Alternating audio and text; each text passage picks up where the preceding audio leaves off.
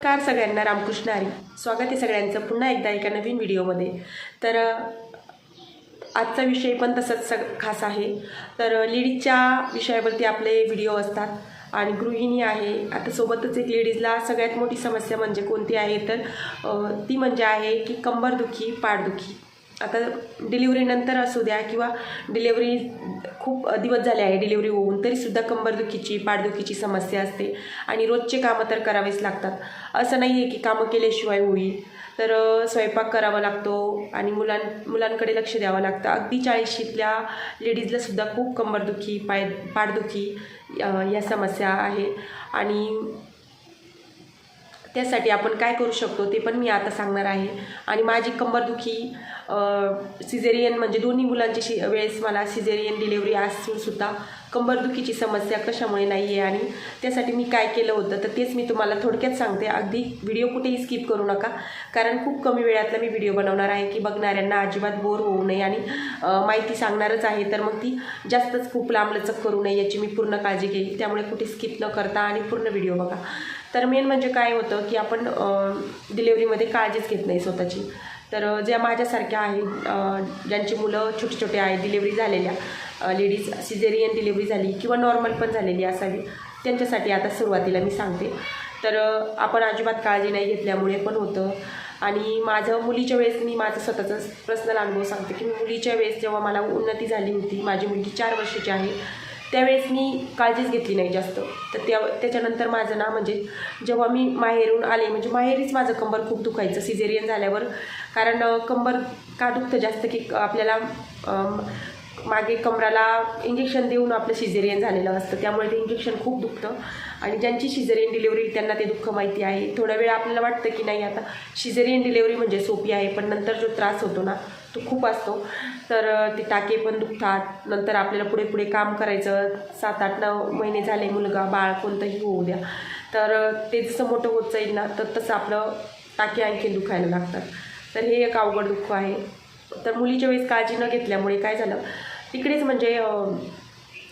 होते मी. काळजी म्हणायची तर काय माहिती कशामुळे, पण सुरुवातीला तर खूपच मला त्रास झाला. नंतर मी थोडी काळजी घ्यायला लागली तर थोडा कमी त्रास व्हायचा, पण जास्त वेळ तर बसताच येत नव्हतं. बसून जर थोडा वेळ राहिले ना जास्त तर लगेच माझं कंबर दुखायचं. मग असं वाटायचं की झोपूनच घ्यावं सारखं. पण माहेरी ठीक आहे, आई सगळं करते, आपली काळजी घेते. आणि त्यावेळेस काय झालं की मी सुटेवडा खाल्ला नाही, म्हणजे खारीक खोबऱ्याचे, डिंकाचे मिक्स ते लाडू असतात ड्रायफ्रूटचे, तो सुटेवडा बाळातीसाठी असतो, बत्तीसा ते सगळं असतं त्यामध्ये मिक्स, तर तोच खाल्ला नाही. आणि मग त्यामुळे पण जी झीज भरून निघायला पाहिजे ती भरूनच निघली नाही. आणि अजून पण आहे की खाण्यापिण्याचं पथ्यही ठेवलं नाही, गरम पाणी जर पिलं नाही तर त्याने पण होतं असं म्हणतात. आणि आपण आपली स्वतःची काळजी घ्यायलाच पाहिजे ना. पण मी सगळं लक्ष मुलीकडे दिलं होतं त्यावेळेस, कारण ना ती खूप बारीक होती तब्येतीची. आणि मला असं वाटायचं की मी जास्त जड वस्तू खाल्ल्या सुटवडं वगैरे तर त्याने तिला आणखीन त्रास होईल, आणि तसं व्हायचंसुद्धा. त्यामुळे मग मी तसं नव्हते करत, म्हणजे खातच नव्हते. आणि जेवणसुद्धा थोडंसंच करायचे, त्यामुळे मला जास्त त्रास झाला. मी अशक्त होऊन गेले. नंतर शरीर तर दिसायचं, तब्येत फुगल्यासारखी शरीर तब्येत दिसायचं, पण त्रास खूप व्हायचा. तर असं झालं होतं. पण मग त्यासाठी आता काय, मग नंतर मुलाच्या वेळेस मी कोणती काळजी घेतली तर ते सांगते. म्हणजे मुलीमध्ये आणि मुलामध्ये जास्त काही अंतर नाही, 2च वर्षाचं अंतर आहे. जेव्हा माझी मुलगी 2 वर्षाची होती, 2 वर्षाची होऊन गेली होती, तेव्हाच मला ईशान झाला. आणि मुलगी माझ्या इतक्या अंगावर होती की ती अजिबातच मला सोडून राहायला तयार नव्हती. म्हणजे थोडीसुद्धा ती राहत नव्हती. अगदी रात्रीसुद्धा 1-1, 2-2 वाजता उठायची, आई मला तुझ्याजवळच घे म्हणायची आणि बाळाला आजीकडे दे म्हणायची. आणि आजीकडे म्हणजे मी माहेरी होते त्यामुळे ठीक होतं, ती रात्रीही रडायची आणि बाळ पण रडायचं, त्यामुळे दोघंही मला झोप होऊ देत नव्हती. आणि तरीसुद्धा मी कंबरदुखी म्हणजे माझी कशी कमी झाली तर तेच सांगते. आता मेन विषयाकडे येते. जर दोन्ही मुलं लहान आहे आणि किती फजिती होती ते तुम्हाला सांगायला नवीन नाही, कारण इकडे आल्याच्यानंतर सासरी आल्याच्यानंतर स्वयंपाक करणं, मुलांना घेणं, आणि मग किती आपली धावपळ होते. आणि सिझेरियन डिलेवरी तर तिथे तर मी सुटवड्याचं लाडू ते खाल्लं होतं. आणि भरपूर माझा आराम झाला होता माहेरीच, कारण मी 4 महिने कंटिन्यू तिकडेच होते. म्हणजे 4 महिने राहिले होते, 2च महिने राहणार होते सुरुवातीला, पण दोन्ही मुलं घेऊन मला इकडे येणं शक्यही नव्हतं. कारण मुलांना तेवढं, म्हणजे मुलगी पण लहान आणि मुलगा पण लहान, आणि सासूबाईंनी पण सांगितलं होतं की मुलं राहणारच नाही तसे, म्हणजे घेऊनसुद्धा. तर मामाच्या इथं कसं सगळेजण होते घ्यायला आणि मोकळं होतं वातावरण, शेतात होतं घर, त्यामुळे सगळं ते मॅनेज पण झालं. तर जेवणाच्या सवयी पण वेळोवेळीच आहार पाहिजे बाळातनीचा, तर ते पण झालं एक. आता ते तर सगळेच जणी करतात, तुम्ही म्हणाल आम्हीही तसं काळजी घेतली आहे तरी पण कंबरदुखी झालीच. तर मग इकडे आल्याच्यानंतर पण मी काय केलं की इकडे आले ना जास्त कंबरदुखीचा त्रास झाला. मग काय केलं तर महत्त्वाचं म्हणजे मी इकडे आल्याच्यानंतर गरम पाणी तर पितच होते, थोडं थोडं कोमट पाणी. आणि त्याच्यानंतर काय केलं, इतकं कंबर दुखायचं की असं वाटायचं आता उठूच नाही. सकाळी 5-6 वाजता तर लगेच कंबरदुखीचा इतका त्रास व्हायचा की बाकीचं कामं कधी होणार ते काहीच कळत नव्हतं. तर मी त्यावेळेस मी काय केलं म्हणजे तुम्ही तिळाचं तेल असेल तुम्हाला माहीत, म्हणजे तुम्हाला सगळ्यांना माहितीच आहे तिळाचं तेल, तर तिळाचं तेल कंबराला लावलं तर आणि पुढून पोटाला सुद्धा लावलं तरी चालतं. तर ते मी लावायचे तिळाचं तेल. आता कधी कधी तिळाचं तेल संपलं होतं, पहिल्यांदा एकदा आणलं थोडंच मी लावलं, नंतर सांडून गेलं, बाळाकडून माझे सांडूनच गेलं ते. मग मी ते नाही तर मग मी खोबऱ्याचं तेल लावलं डायरेक्टली.